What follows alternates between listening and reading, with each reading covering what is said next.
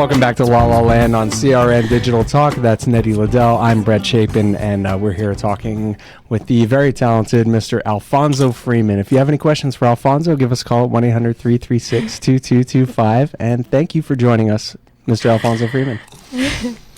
How are those chips working out? Never, ever just do anything on an empty stomach. Never. No. Ever. Anything. Neti brought Special K cracker chips in today, and they're pretty delicious, I gotta say. Well, but they're not sponsoring us, so. Well, they should be, because we just gave them a huge plug. I know, we Yes. did. How do you feel about them? They're crunchy. They're crunchy. They are crunchy.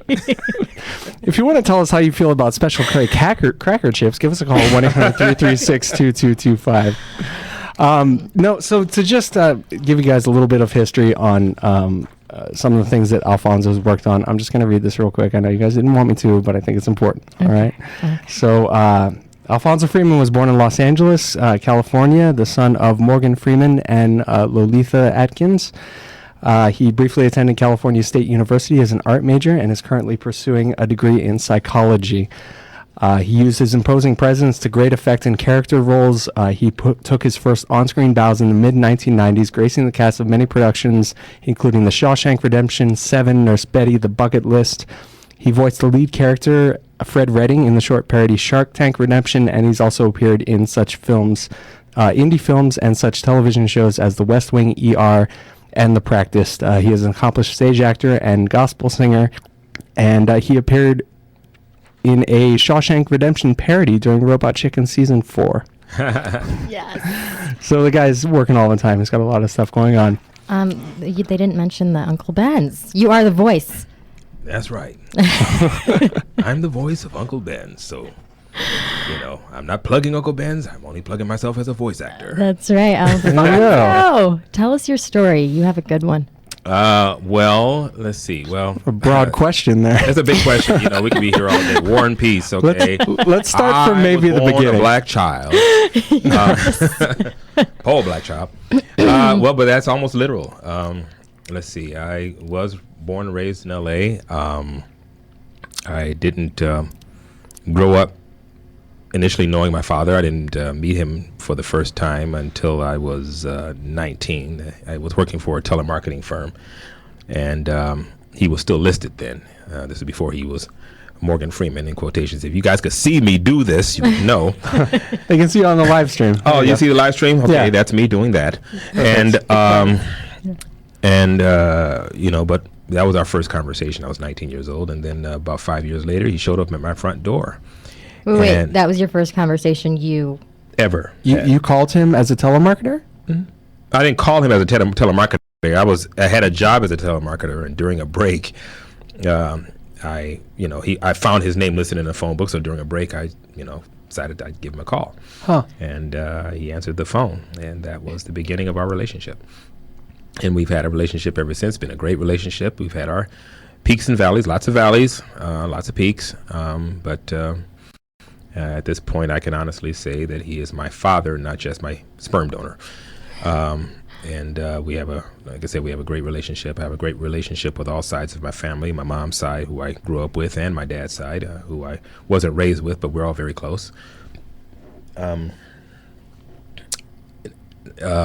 grew up, like I said, in Compton. I say L.A., but it was actually Compton. Went to Compton High, and I had to go through the whole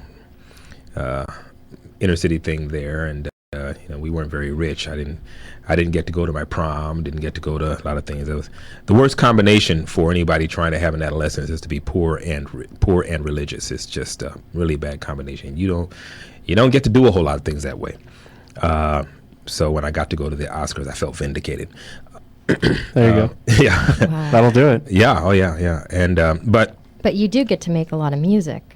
Yeah, I did a lot of music. You mentioned I was a gospel artist. That was something that I have difficulty saying I was pursuing. It was just something that was close to my heart, so I was always playing it or singing it someplace. But I find of late that I'm more directing myself towards inspirational music and standards and things like that. Just good music in general. Mm-hmm. I I just love music, and my belief systems have changed enough such that I have decided I don't want to chase trying to get inside churches anymore to sing my songs. I'd rather, if there's a message to give, I'd rather just give it, to an individual across the table, and then that way they can see how I'm living, and I'm not trying to live up to some standard of, whatever you want to call it, morality or whatever, because I'm just too human. It makes sense. It makes it relatable. For them. And they see a human being who can relate to where they're going, and I'm not preachy. I'm just not religious anymore. I am a person who just believes in God and believes that you can be connected to God, and that you can also connect to your fellow man in such a way that it becomes a blessing to you and him. And I'm not going to try to ram my belief systems down someone else's throat. I just don't do that anymore. Good. Yeah. Good. Yeah. I'm sure people appreciate that. It sounds like you almost had, almost like you wanted to be a minister of sorts or something. There are people who argue I still have that quality about me because of the things that I have to say. I have some very particular views. They've changed dramatically in the last 10 years or so. But they still line up with the belief system that I've had all along. They just don't fit the systematic beliefs that are out there right now. So rather than sit there and fighting with church pastors and people who just want to keep individuals believing a particular thing so that they can fill their seats, I just will just be me, and if there's something to be said, someone will come up to me and they'll ask, and 9 times out of 10 they'll get the answer that they're looking for, or at the very least they'll get a good conversation. Great. Yeah.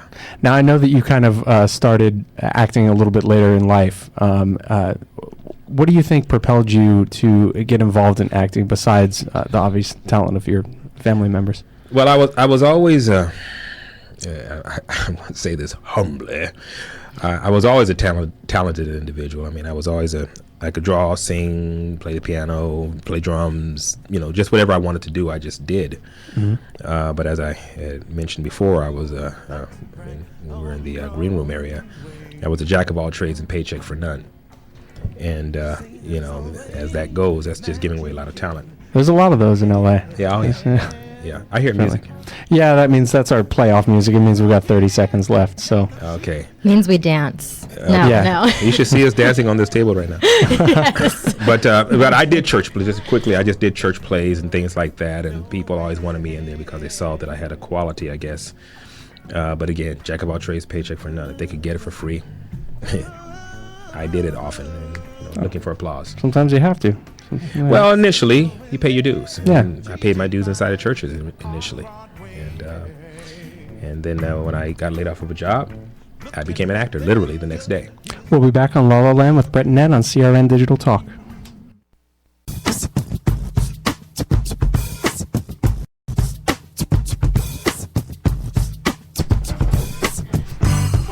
Welcome back to La La Land on CRN Digital Talk. That's Neti Leddel. I am Brett Chapin, and we're talking with actor Alfonso Freeman. If you have any questions for Alfonso, give us a call, 1-800-336-2225, or even if you want to call in and say hello, give us a call. And thanks again for joining us, Alfonso. Oh, it's my pleasure. Hey, this is what I sound like. Cool. There you go. See that It's voice? the Uncle Ben's voice. See that voice? See that money-making voice right there? Yeah, hire me, people. I don't know Hire if me. you see it, but you hear it. People can find information about you, by the way, on IMDb and Wikipedia for... Well, if you want the wrong information, go to Wikipedia. Yeah. That's what I've heard from a few celebrities. Yeah. Wikipedia is not so dependable. Well, I mean, they cull information from so many sources that are unreliable, and I mean, they got my name spelled right. I give them credit for that. There you go. There you go. But There there's you just go. an awful lot of information out there that I probably would not have wanted to have put on the internet. But there's a part of me that doesn't want to spend the energy trying to take it off because I mean, think about it. Once it's out there. It's out there. It's not going away at all. Yeah, it is a lot of effort. So. Yeah. Yeah, when we brought Alfonso a page from his Wikipedia to make sure all the information we were about to read on read about him on the show was correct, and he crossed out about half of it. It seems like, yeah, you know, my dog's name was not Fifi. No kidding. Yeah. So you've done a lot of work, Alfonso, stage, film, television. Do you have a preference between the three mediums? You know, I've often said I was a jack of all trades, paycheck for none. Or when someone asks me, I'll say I do a lot of things that pay and a lot of things that I do a lot of paid work and a lot of things that don't. Simply because I think of everything that I do as an actor as paying my dues. I don't care if I got to the highest of highs. I'm still paying dues because there's always someplace higher to go, or the lesson that you won't stay there. So I like doing everything. When I became an actor, when I declared myself an actor before I ever did anything, I had seen my dad in an interview on a CBS 2 morning show, and they said, so if you weren't acting, what would you be doing? And he kind of sat and thought, and then he kind of did his thing. Well, I guess I'd be doing community theater. Yeah. And so I ran out literally the next day and started looking for some community theater work. And the very first thing I ever did was Guys and Dolls, and I played Nicely Johnson. And How fun! Oh, it was tons of fun. It was, and I still want to do community theater. I mean, I love paid theater, but I love theater. Yeah. And for its immediate response, and I see it ticking down. Oh no, it's okay. It's okay? It resets. It'll go back to there. There it is. Yeah, dabba-doo. Cool. Yeah. So that's how I. So you get a response right away from the audience. Yeah, and I take theater as probably the best way to really learn your craft. You can feel how the audience is responding. You can feel how your fellow actor is responding. It's just to me, it's just the best way. You can do it in a class if you want to, but I learned quite a lot from my dad. He is my mentor, and he said, if you're an actor, act. There's your lesson right there. Get out there and do it. Yeah. And when I started getting on stage to and getting those applause and learning that I could do things that I didn't think that I could do, I found my love, and I've been pursuing it ever since. And it was in community theater, ironically, that I started getting all the other breaks. There was a little old man named Connie Sless who saw me in Guys and Dolls and thought that I'd be great for commercial work, and took me to his sister-in-law, who also happened to be one of the top commercial agents in town. Oh, there you go. Sonia Warren Brandon, and I got in there, and within a year I was booking commercials. So,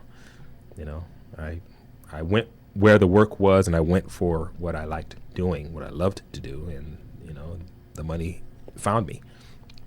Definitely. Not all the money that I could ever find, because I still got bills, but still. You're doing what you love, and that's I'm what's doing important. what I love to do, Yeah. and I keep my life the size necessary to keep doing it, So what advice would you give, say, a young actor looking to come out to LA and pursue their dreams? What would you say to them? Well, what's been told to me, if you could think of anything else to do, you should be doing that. Mm-hmm. It doesn't matter what it is. People come to LA for the art scene. I don't think the art scene in LA is as expansive as it is in, say, New York and other places. But there is an art scene here, and they want to make their mark here. They want to make their mark in music or something. You got to start with passion.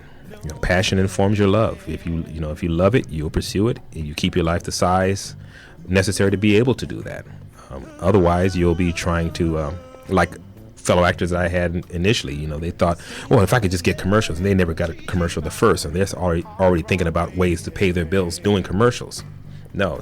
Acting is not that kind of job. We'll be back on La La Land with Brett and Ned on CRN Digital Talk.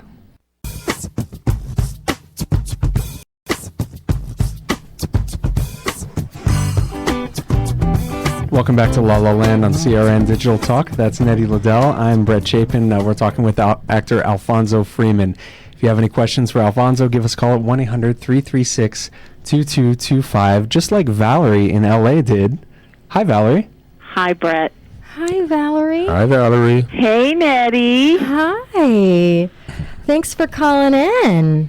Yeah, well, I just couldn't let this go by. I wanted to say hi to Alfonso since I met him at Sheldon Metz's Kentwood going away party. Oh, hi. Yeah, the community theater that I told you I first did Guys and Dolls was at Kentwood. Oh, wow. Yeah. Nice. Kentwood Players. They put on terrific productions over there, and Sheldon Metz was one of the key players. He's an excellent director and great set designer and just an all-around good guy.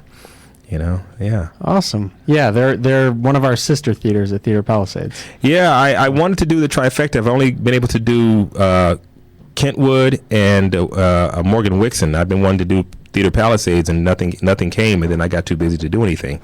All right. Yeah. Well, we'll get you out there, hopefully. Theater Palisades has a show running this weekend and closing next weekend.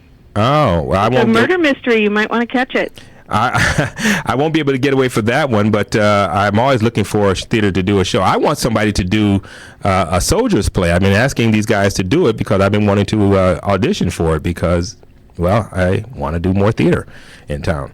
That's a good one. And I think community theater in LA is probably some of the best theater here. I mean, you got the equity theater around town, but it's so difficult to get in there. A lot of times they bring in ringers to do those shows. I'd like to be able to do a show that I can actually get into. Sure. Yeah. I don't see why that would be a problem for you, but well, I got to pay my dues like everyone else. Yeah. We just got through talking about that. They thought that I thought that I could just walk into certain shows, and nope, didn't happen that way. I got to pay dues like everyone else. Yeah. Right.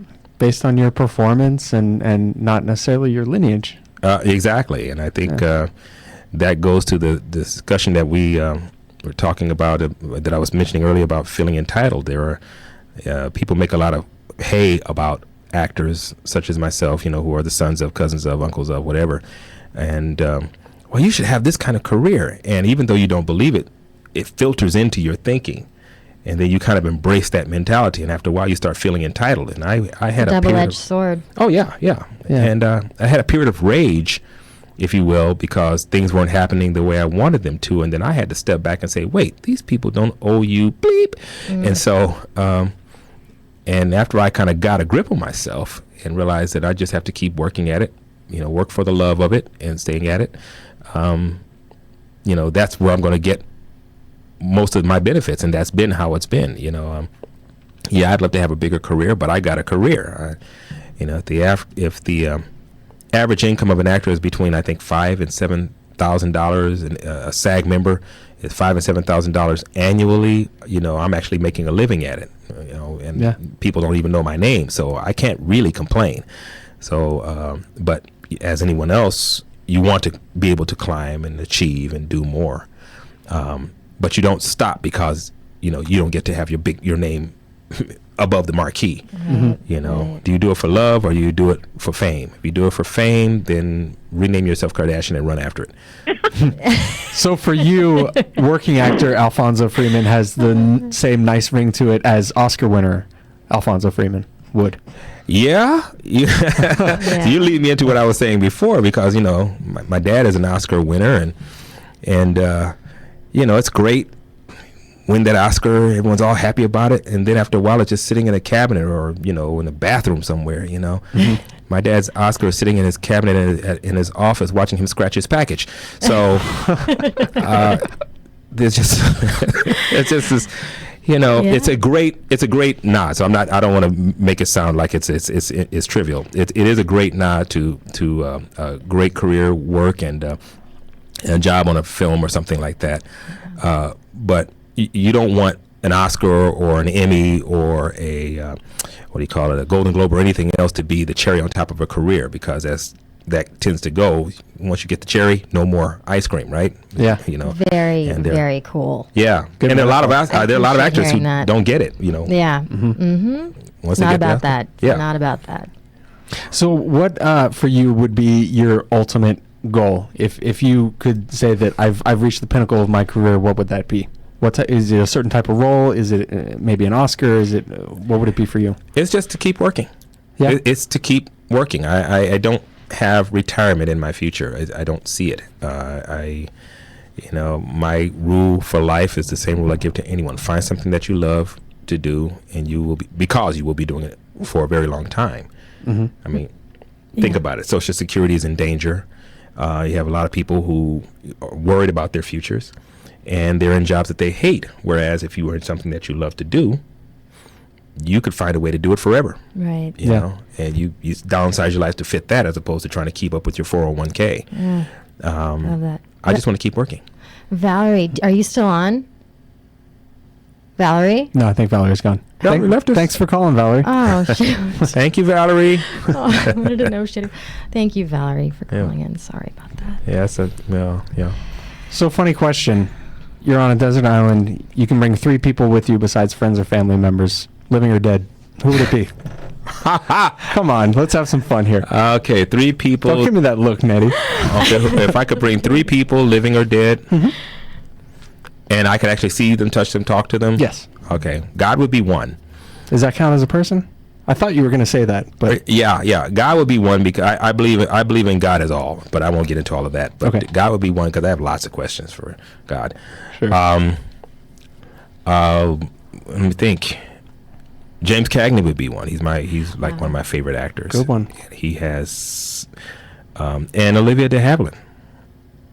There you go. Yeah, I've always loved her work. I always loved the way she looked, and and I really want to know the process that many of the older actors went through to have the kinds of careers that they had, for acting and everything else. It seems different today than it was then.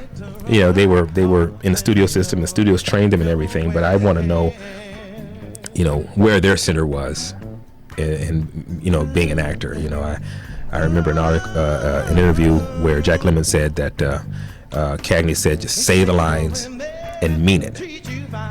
That's not the method, a Meisner. That's somebody who's just organically, taking those words and making them his own.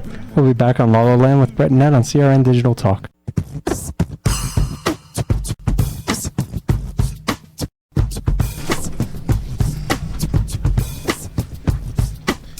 There's actually somebody I noticed. Welcome back to La La Land on CRN Digital Talk. I'm Brett Chapin, and that's Neti Leddel.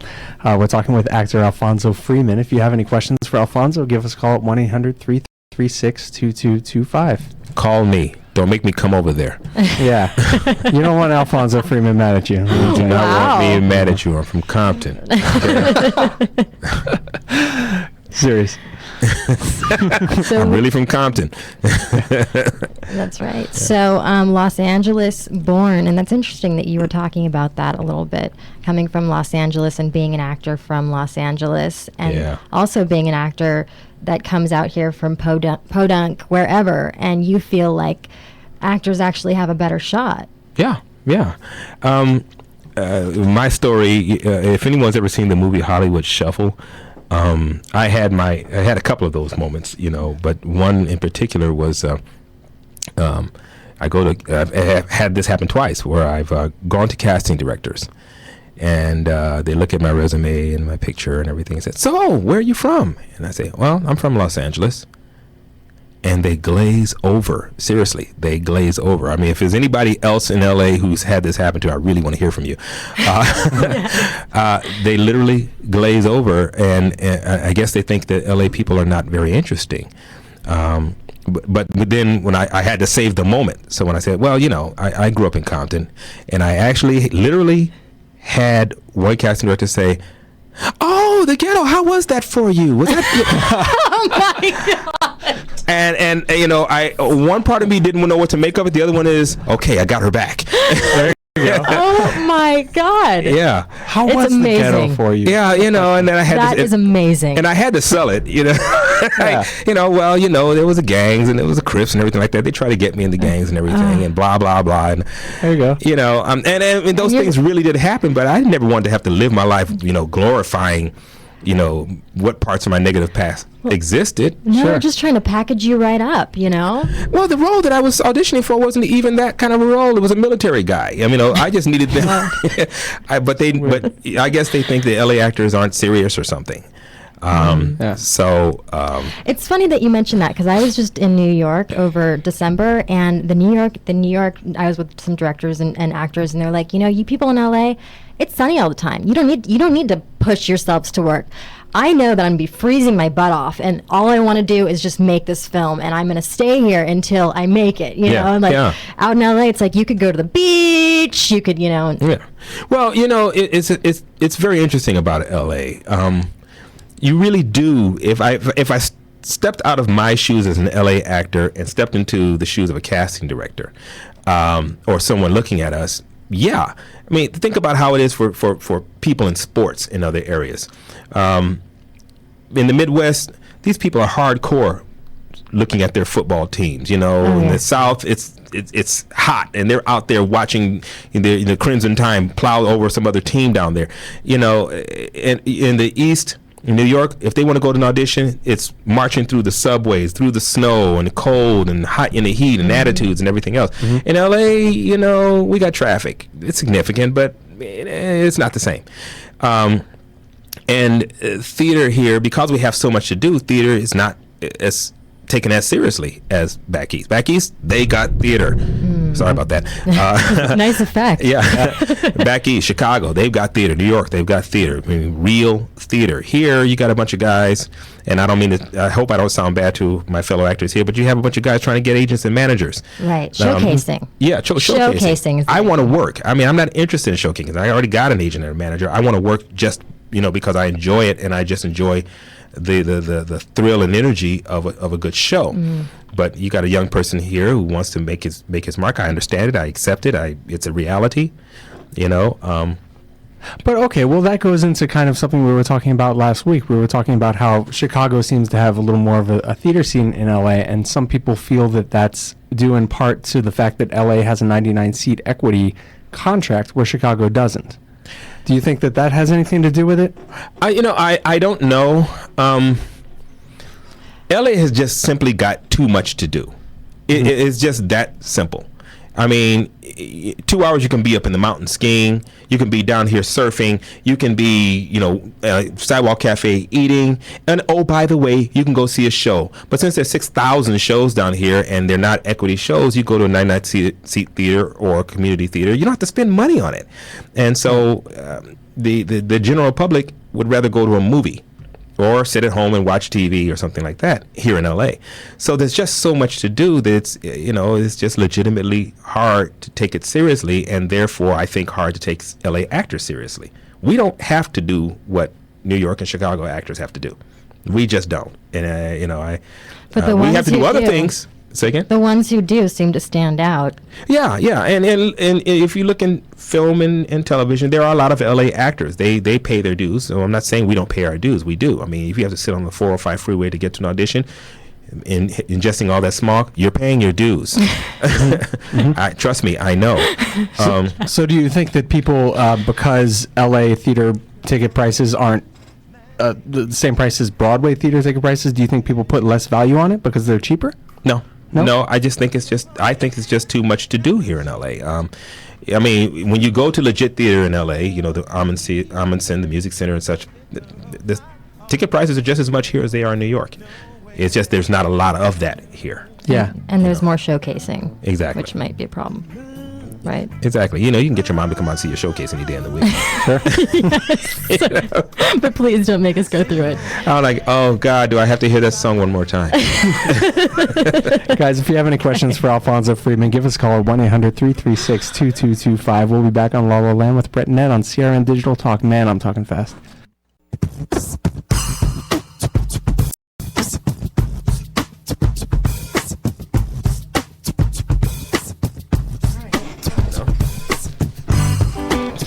Welcome back to La La Land on CRN Digital Talk. That's Neti Leddel. I'm Brett Chapin. We're talking with actor Alfonso Freeman. If you have any questions for Alfonso, make sure you give us a call, 1-800-336-2225. You guys were getting into some kind of interesting stuff during the break, actually. Yeah. Do you wanna expand on that? Well, we started talking a little bit about what was going on in television and, today in the community as far as, what they're putting out there. And you were talking a lot about reality stuff. And so I was asking if you felt like, in my mind, I feel like art, and what is put on the television shows, like the art, the productions, they raise a higher level of consciousness. But I don't know. How do you feel do you feel it's the same way for the reality stuff?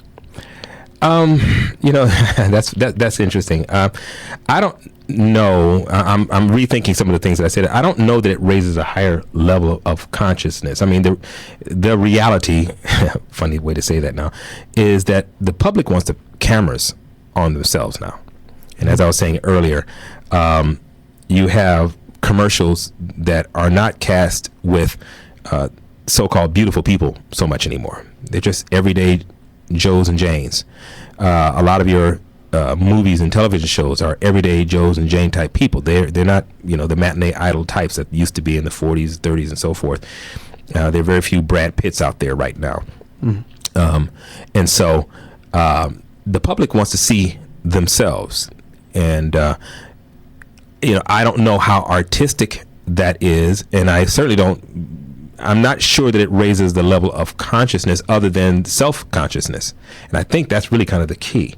The public, we're very self-absorbed right now as a society, wanting to have the cameras on ourselves. I was just telling you that I as an actor still out there on the boards trying to make things happen, I signed up for casting services of various sorts, and there is so much reality TV speculation out there, pilots of reality shows of whatever sort, Joe the Roach Chaser or something. And and it's colored by the fact that, okay, these are people in maybe interesting jobs who would not otherwise have anyone looking at them. And now here's a chance to have 6 cameras following them on their jobs, and now they're celebrities, Pawn Stars and so forth.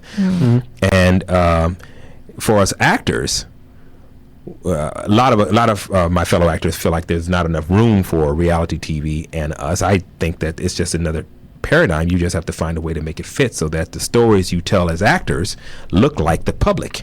Look like they have to be able to relate. I mean, as much as I like to watch shows, like there's a show I really enjoy watching called Axemen on Discovery Channel. Oh, I like that one. I'm never going to be a lumberjack.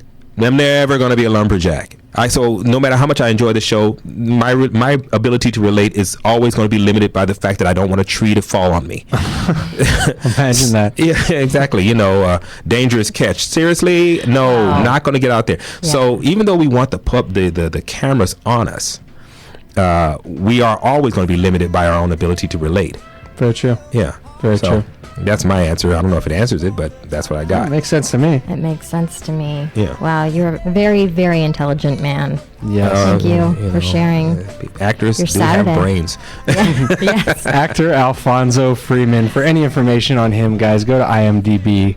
And thank you so much for joining us. It's an honor. Hey, it was my pleasure. Thanks for having me. You guys are great people. And thanks for the chips. Oh, no problem. As a matter of fact, I'm going to have one right now. Yeah, Special K Cracker Chips. By the way, guys, check out Rehearsal for Murder at Theater Palisades. I'm not just saying it because I'm the marketing director there. It's an awesome show. It runs this weekend and next weekend, Friday, Saturday, and Sunday.